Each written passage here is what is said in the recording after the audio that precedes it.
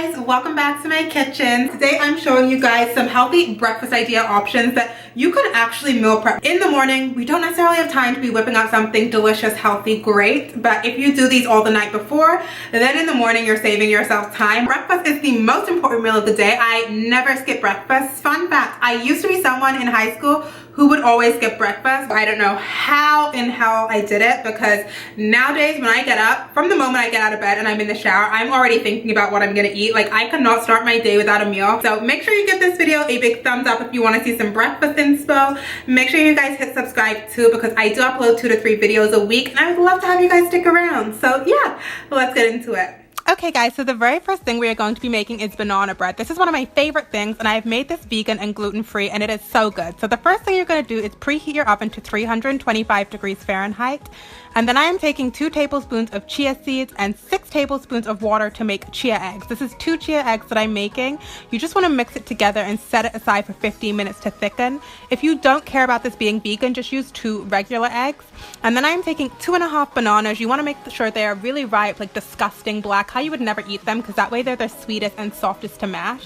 And I'm just going to mash them together. Honestly, I could have used 3 bananas because I would have liked it a little bit more banana-y, but 2.5 is good if you don't want it super banana-y. And I leave some chunks so it looks like this. Then I'm going to be taking 2 tablespoons of, actually 3 tablespoons of applesauce. This is unsweetened applesauce, and then also a teaspoon of that as well. And then 2 tablespoons of coconut oil. If you don't mind using coconut oil for the whole thing, just use a 1/3 cup, but I like to mix it. And then I'm also taking a 1/2 cup of maple syrup. You can also use honey for this step. And you want to whisk all of this together. Once that is whisked, I'm just going to go ahead and add in my thickened up chia egg. You can see it's thickened up really nicely and should be this consistency. Chia seeds are a superfood, so even if you're not vegan, try making it this way because you're adding in so many health benefits and omega-3s. And then you're also going to add in your banana once you've whisked in your chia egg, and also a 1/4 cup of milk of your choice. I'm using oat milk here because it has a nice creaminess to it, more so than even almond milk was. And then I will give that a whisk together too. Next up, you're going to add in a tablespoon of vanilla extract, a teaspoon of baking powder, 1/2 teaspoon of cinnamon, and then also some nutmeg to taste. I don't really measure my nutmeg, and again, you're just going to be whisking it together. This involves a lot of whisking. I'm using a hand whisker. And finally, I'm taking a 1 3/4 cups of oat flour. I don't have a 1 3/4 measurement, which is why I did it like that. And you're going to just want to fold this in to create your batter with a wooden spoon. You don't want to whisk it. You just want to combine it. Oat flour is amazing. It's gluten-free, and basically it's just oats ground up. So this is what your batter should look like when it's ready. And then I'm going to go ahead and use a cooking spray. I like to use a lot of cooking spray because I am not about that sticking life, and it just makes your cleaning up job so much easier after. So I'm using that to grease a loaf pan and then just pushing the batter directly in. I also like to clean up the edges because, again, it makes cleanup so much easier if you don't have like random baking things stuck to the side, because it will burn. And then I'm going to pop that into the oven for about 55 to 60 minutes, depending on your oven temperature at 325. Like, my oven's really hot, so I did 55 minutes. But basically, you want to do the toothpick test, and you want it to come out mostly clean. Oat flour will be very moist, so it won't be totally clean. But this is what your bread should look like. And after leaving it to cool for 10 minutes in the pan, I throw it on a wire rack and leave it to cool for 20 more minutes, which is so hard to leave it for so long because it smells so good. And then I will just cut this up into slices, and I serve this so many different ways. I freeze some of it, I keep some of it.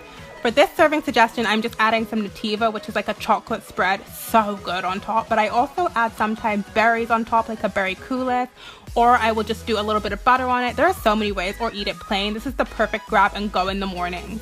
I'm telling you guys will love this if you love bananas. Our next recipe is going to be egg muffins. So these are gluten-free. These are also a high protein and low carb option. So I'm going to start off preheating the oven to 375 degrees Fahrenheit, and then you're going to want to assemble your fillings. I wanted to use bell peppers, but I didn't have any. So here I'm just chopping up some ham and also using some frozen low-fat ham that I had in the freezer.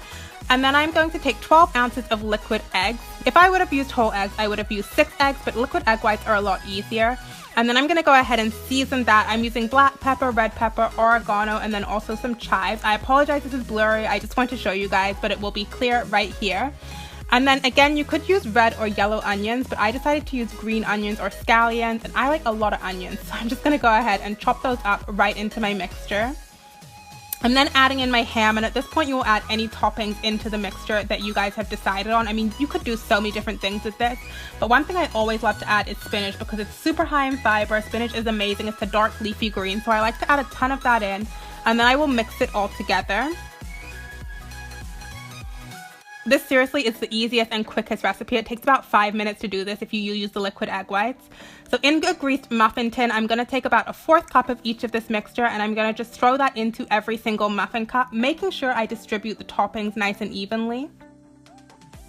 And then because I'm obsessed, I'm adding some cheese to mine. So I'm adding halloumi cheese into some of them because I'm so obsessed with halloumi cheese right now. But I'm also going to go ahead and add some goat's cheese into one, and then just some regular cheddar because hello, we cannot forget about good old regular cheddar into a few of them too. And I like to kind of push the cheese down and mix it among the mixture so it doesn't just set on the top. Once that's done, you just want to pop them in the oven for 20 to 25 minutes. Just check on them. Again, when you stick a knife in them, it should come out clean, so that's how you know that they're done. And these will rise a little bit too. So I usually make 2 batches of these because each batch makes 6. And I will usually eat 2 of these at a time, either for breakfast or also as a post-workout snack. These are so good. These are a huge hit in my entire family, even if they're not on a weight loss journey or like a fitness journey. They're just so damn good. And the perfect snack or breakfast item to grab and go. If I have it for breakfast, a banana is also a good addition. The last recipe I am making is baked oatmeal with berries in it. This is amazing, and again, it's gluten-free. To start out, I am taking 2/3 of a cup of roughly chopped pecans and arranging those and spreading them out flat on a lined baking tray. And then I'm going to toast them in the oven at 375 degrees for about 5 minutes until they're fragrant and delicious. For my dry ingredients, I'm using 2 whole cups of old-fashioned large flake oats. And then I'm also going to go ahead and add my toasted pecans in along with this. I'm taking a teaspoon of baking powder, a teaspoon of cinnamon, some nutmeg. You guys know I love my cinnamon and nutmeg in my dishes. And then I'm going to mix all of those dry ingredients together just to combine them. So you can set that aside, and then we're going to get onto our wet ingredients. So I am taking 1 3/4 cups of milk of your choice. This one is an oat and quinoa blend. I just like this because it's really creamy in baking.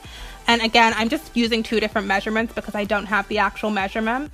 And then I'm going to take a 1/3 cup of maple syrup to sweeten it, and 2 whole eggs. I was going to use chia eggs in this recipe, but I used all my chia seeds in my banana bread, and because I personally am not vegan, it doesn't matter. But if you're vegan, you're going to use the chia eggs.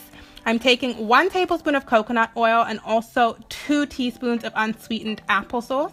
Again, you could just do 2 tablespoons of coconut oil, and you're going to go ahead and whisk this together to combine all of your wet ingredients. So once that's done, you can set that aside and you can go ahead and spray your pan with some cooking oil. This is the perfect size. I don't know the size, so don't kill me. And then you're going to arrange your frozen or fresh berries on the bottom of that pan. Honestly, you could use as much or as little as you like. I believe I used 1.5 cups for this. And then I'm just going to go ahead and push all my dry ingredients, so that oat blend, right on top of the frozen fruit. And I'm also going to go ahead and just spread that out so that you can't see any frozen fruit. You want it to be nicely coated and decently thick on top. Once you've done that, you're going to go ahead and pour that wet ingredients that we made right on top. You want to make sure it kind of seeps to the bottom and you have everything submerged. So what I like to do is give the pan a little bit of a shimmy just to make sure everything gets down to the bottom. And then I'm going to take some more frozen fruit or fresh fruit berries and just garnish the top of it with as much or as little as you would like. I'm then going to bake this in the oven for about 45 minutes. And it should come out looking really nice and golden and brown on the top. This is basically how it should look. You'll know it's done when the top has a nice golden crust to it.